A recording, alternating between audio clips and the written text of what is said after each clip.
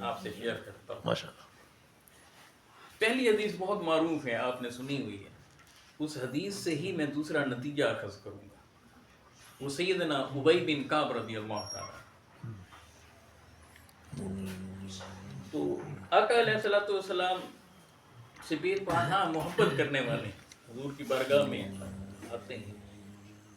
اس طرح دیگر صحابہ ہیں، حضرت کعب رضی اللہ تعالیٰ عنہ کا واقعہ ہے، حضرت قتادہ رضی اللہ تعالیٰ عنہ ان کا واقعہ ہے، اسی طرح رسول اکرم صلی اللہ علیہ وآلہ وسلم کی بارگاہ میں سیدنا عبد الرحمن بن عوف رضی اللہ عنہ، ان بہت سارے کے واقعات ہیں کہ جن کو رسول اللہ صلی اللہ علیہ وآلہ وسلم نے بہت سے معاملات کے حل کے لیے صلاۃ و سلام تجویز کی۔ سبحان اللہ۔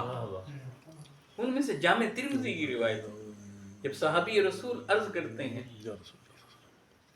کہ یا رسول اللہ، میں فرائض کے علاوہ جو دیگر وظائف پڑھتا ہوں ان میں سے چوتھائی حصہ میں یا رسول اللہ آپ کی بارگاہ میں صلاۃ و سلام کا ہدیہ پیش کرتا ہوں۔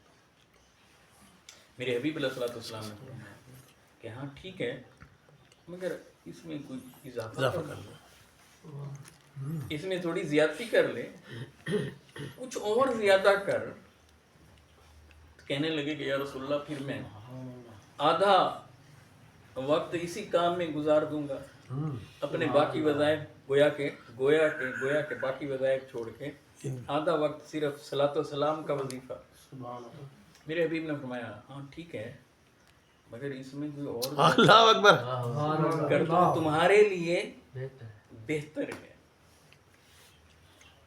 تو سید عالم صلی اللہ علیہ وآلہ وسلم کی بارگاہ میں وہ بڑھاتے ہیں اور پھر آخر پر یہ عرض کرتے ہیں کہ یا رسول اللہ، میں اپنا سارا وقت ہی صلاۃ و بے سلام شک، کی نظر سبحان اللہ۔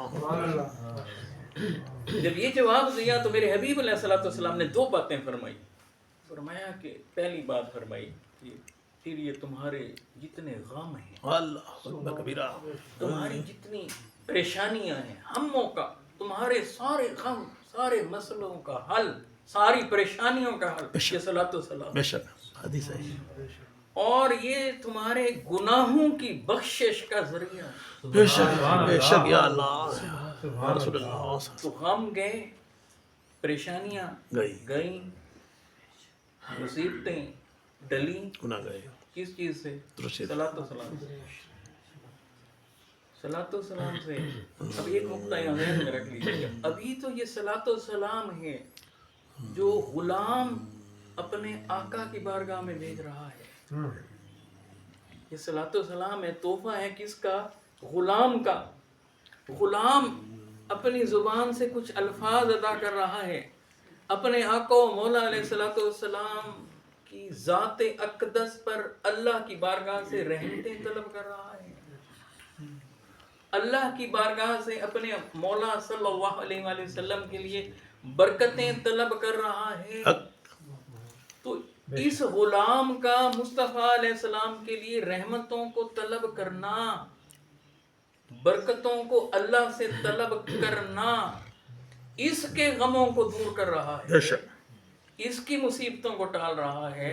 تو ذرا سوچو نا، پھر اس ذات پر جس پر صلاۃ و سلام بھیجا جا رہا ہے، تو پھر نوازشوں کا یہ عالم ہے کہ غم دوڑتے ہیں، مصیبتیں بھاگتی ہیں، پریشانیاں دور ہوتی ہیں۔ تو اس عظیم ہستی محمد صلی اللہ علیہ وآلہ وسلم کی اپنی عظمتوں کا کیا عالم۔ عالم ہوگا، سبحان اللہ، بے شک لگتا ہے یا رسول اللہ۔ اب دوسرا زاویہ، ابھی تو یہ غلام ہے اور اپنے آقا و مولا علیہ السلام پر صلاۃ و سلام کا نذرانہ پیش کر رہا ہے، تو فرمایا کہ اس کے گناہ معاف ہو جائیں گے، اس کے گناہ دھل جائیں گے۔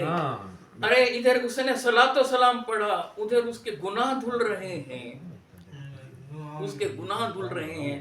تو اس ذات کی اپنی عظمت کی کیفیت کا کیا عالم ہوگا جن پر صلاۃ و سلام پڑھنے سے غلاموں کے گناہ دھل جائیں۔ سبحان اللہ، سبحان اللہ، سبحان اللہ۔ اب اس کو ذہن میں رکھیں۔ اب جو بنیادی نقطہ اس حدیث میں سے اخذ کر کے آج کی نشست کے لیے احسن الصلاۃ کے حوالے سے آپ سے شیئر کرنا چاہتا ہوں۔ آپ نے دیکھا کہ رسول اللہ نے حکم نہیں دیا کہ سارا وقت تم صلاۃ و سلام پڑھنا. میرے آقا علیہ السلام نے حکم نہیں دیا. اچھا اگر آقا حکم دے دیتے تو بھی سارے وظیفے باقی بند ہو جاتے.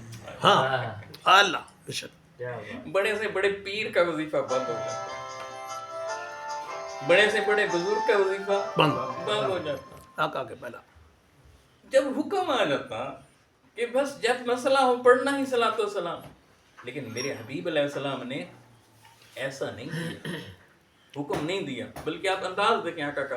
اس نے کہا چوتھائی حصہ پڑھتا ہوں. آقا نے کہا ہاں بڑا اچھا کرتا ہے، کچھ بڑھا لے. انہوں نے کہا یا رسول اللہ آدھا پڑھ لوں گا. آقا نے کہا بڑی اچھی بات، بڑھا لو. بڑھا لے تمہارے لیے زیادہ بہتر ہے. انہوں نے کہا یا رسول اللہ پھر سارا وقت ہی میں اسی کام میں لگا رہوں گا، صلاۃ و سلام پڑھتا رہوں گا. آقا نے کہا اچھا تو پھر سمجھ لیں ساری پریشانیاں گئیں، ساری مصیبتیں گئیں اور گناہ تیرے. تو اب اس میں اشارہ کیا ہے؟ اس حدیث میں میرے حبیب علیہ السلام کیا فرما رہے ہیں؟ میرے حبیب علیہ السلام وظیفہ دے رہے ہیں. کیسا شاندار. کہا اٹھو بیٹھو چلو پھرو. جب بھی تم کسی بھی جگہ پر ہو تو بس میرے رابطے میں رہنا. سبحان اللہ اللہ اللہ اللہ. سبحان اللہ. میری طرف متوجہ رہنا. رب سے بھی مانگنا ہو، رب سے بھی لینا ہو تو پھر دھیان جب مولا کی طرف جائیں تو فوراً میرے رابطے میں آنا. سبحان اللہ. مجھ پر صلاۃ و سلام پڑھتے جانا.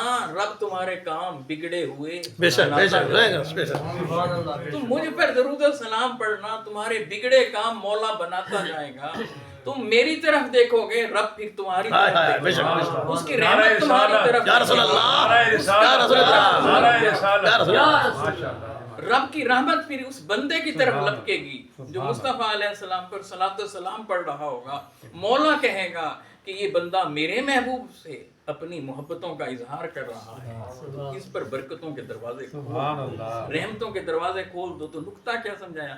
کہا کہ کثرت سے صلاۃ و سلام پڑھتے رہنا، صلاۃ و سلام کو اپنا وظیفہ بنائے رکھنا تو پھر برکتیں اور رحمتیں تمہارا مقدر بنتی چلیں. اب میرے حبیب علیہ السلام نے فرمایا کہ جب تم صلاۃ و سلام پڑھتے ہو تو وہ مجھ تک پہنچایا جاتا ہے. اور فرمایا کہ احسن الصلاۃ، کہ بہترین درود. جب بھی تم میں سے کوئی مجھ پر درود بھیجتا ہے بہترین کر کے درود بھیجے، شاندار الفاظ سے درود بھیجے اور پاکیزگی اختیار کرے، طہارت کرے اور پھر شہادت دے، کلمہ شہادت کہے. یوں کہے اشہد ان لا الہ الا اللہ واشہد ان محمدا عبدہ ورسولہ. یہ کہیں اور پھر اس کے بعد مجھ پر بہترین انداز میں صلاۃ و سلام بھیجے. اس شخص کے لیے اللہ سبحانہ و تعالی رحمت کے دروازے کھول دے. سبحان اللہ.